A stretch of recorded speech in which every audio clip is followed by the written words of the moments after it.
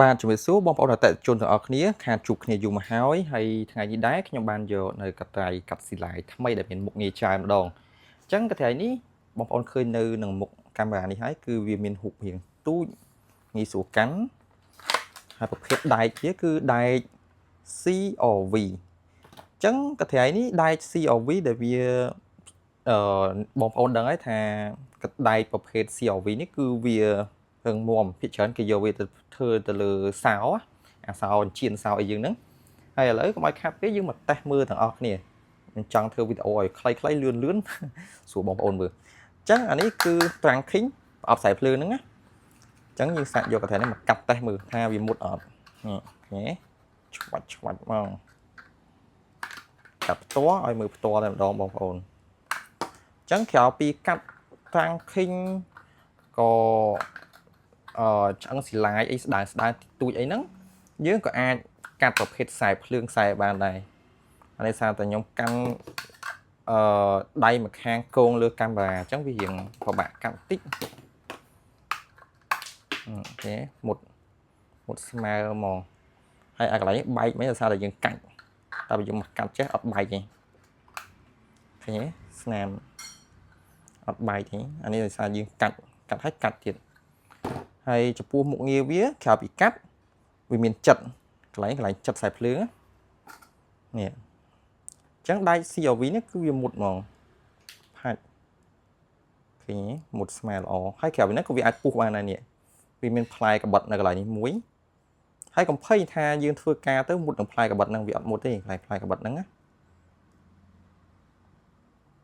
នេះដូចបងប្អូនឃើញហ្នឹងឃើញទេយើងអាចពុះវាបានក្រៅពីពុះយើងក៏អាចសកវាបានដែរឥឡូវខ្ញុំធ្វើការកាត់ឲ្យបងប្អូនមើលសិននេះវាមានមុខងារសកកន្លែងនេះ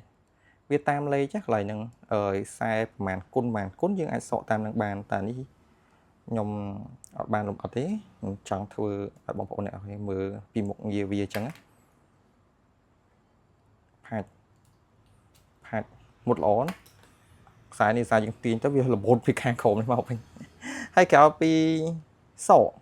យើងក៏អាចមួលវាបានដែរនេះហ្នឹងគេមួលដើម្បីអី